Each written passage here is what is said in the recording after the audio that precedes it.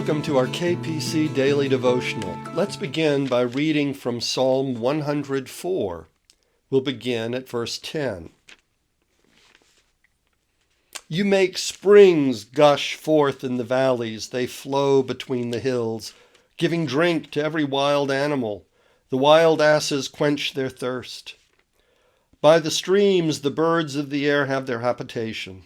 They sing among the branches. From your lofty abode you water the mountains. The earth is satisfied with the fruit of your work. You cause the grass to grow for the cattle and plants for people to use to bring forth food from the earth, and wine to gladden the human heart, oil to make the face shine, and bread to strengthen the human heart. The trees of the Lord are watered abundantly, the cedars of Lebanon that he planted. In them the birds build their nests. The stork has its home in the fir trees. The high mountains are for the wild goats. The rocks are a refuge for the badgers. You've made the moon to mark the season. The sun knows its time for setting. You make darkness, and it is night, when all the animals of the forest come creeping out. The young lions roar for their prey, seeking their food from God. When the sun rises, they withdraw and lie down in their dens. People go out to their work and to their labor until the evening. O Lord, how manifold are your works! In wisdom you have made them all. The earth is full of your creatures. Yonder is the sea, great and wide. Creeping things innumerable are there, living things both small and great. There go the ships and Leviathan that you formed to sport in it. These all look to you to give them their food in due season. When you give to them, they gather it up. When you open your hand, they are filled with good things.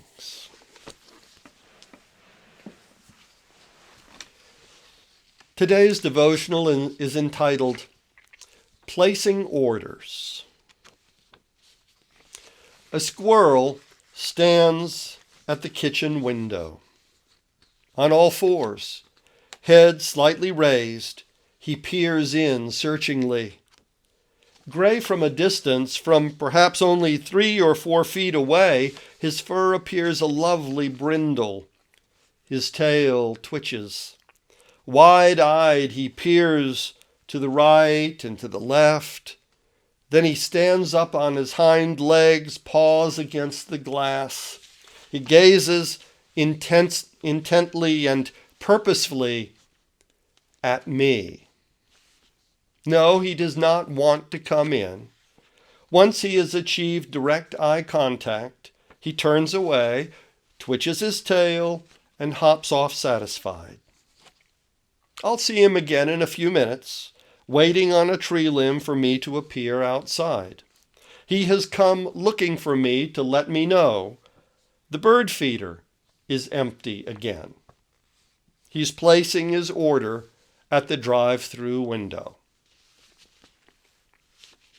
We host a lot of wild birds in our overgrown yard. Finches, cardinals, wrens, to name only a few, nest in the tall, leggy red-tip hedge.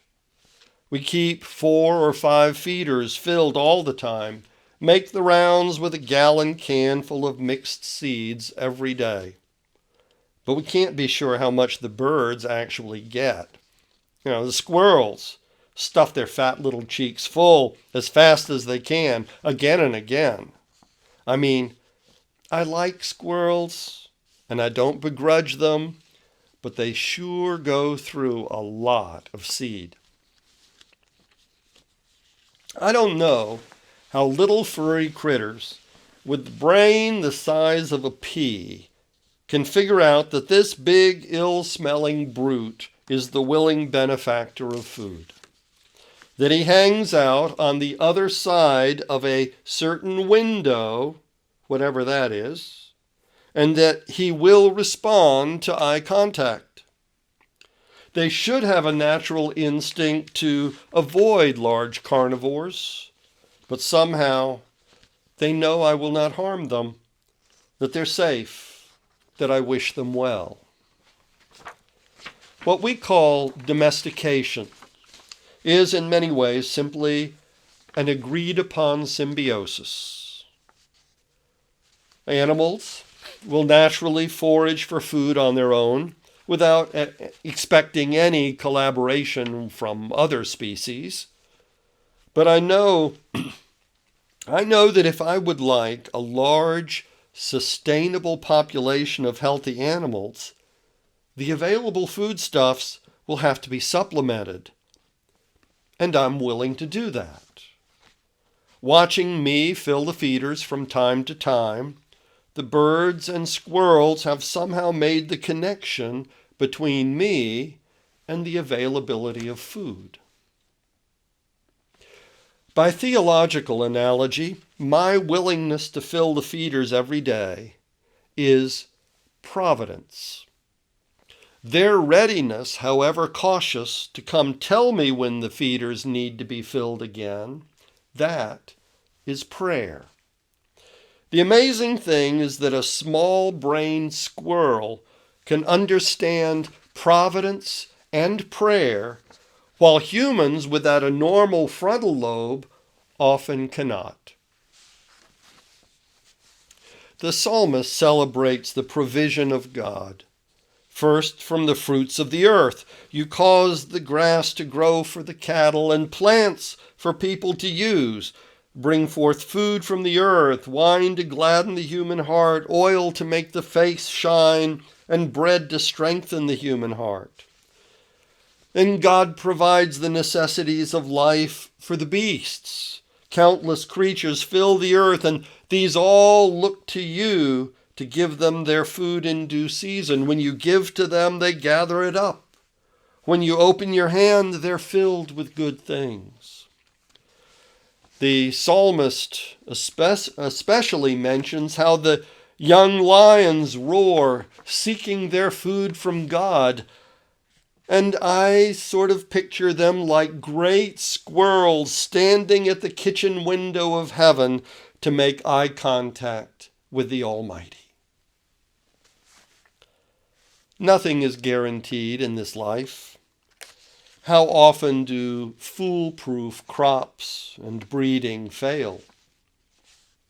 The anticipated bumper crop gets some obscure blight, or is suddenly fodder for an unexpected and almost random locust swarm. That the earth produces such bounty to sustain such an array of creatures, including a barely sustainable overpopulation of hairless bipeds, is an undeserved gift. Human ingenuity helps, but is no guarantee either. We are all ultimately dependent upon a higher power, a goodly hand. But we resist acknowledging it. Is it the pride of self-reliance, our fear of dependency and sense of, powerlessness? The squirrels know that I will not harm them, that they are safe with me, that I wish them well. Humans actively resist believing the same about God. When everything fails and his existence is stripped to its most minimalistic state, even fools will resort to prayer. The wise will recognize providence and pray in every circumstance, including times of plenty. The one who prays only in times of dire need prays in desperation, not faith, and does not know at which window to knock.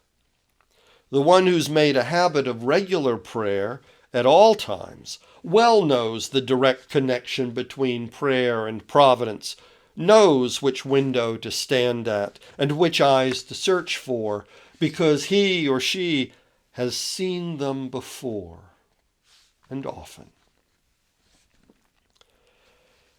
As I dawdle, musing on squirrels and providence, the beasts grow restless with waiting. Now it's the cardinal landing at my kitchen window. He pecks at the glass once, twice, and cranes his head to make eye contact with me. I wish you a good day ahead. Goodbye.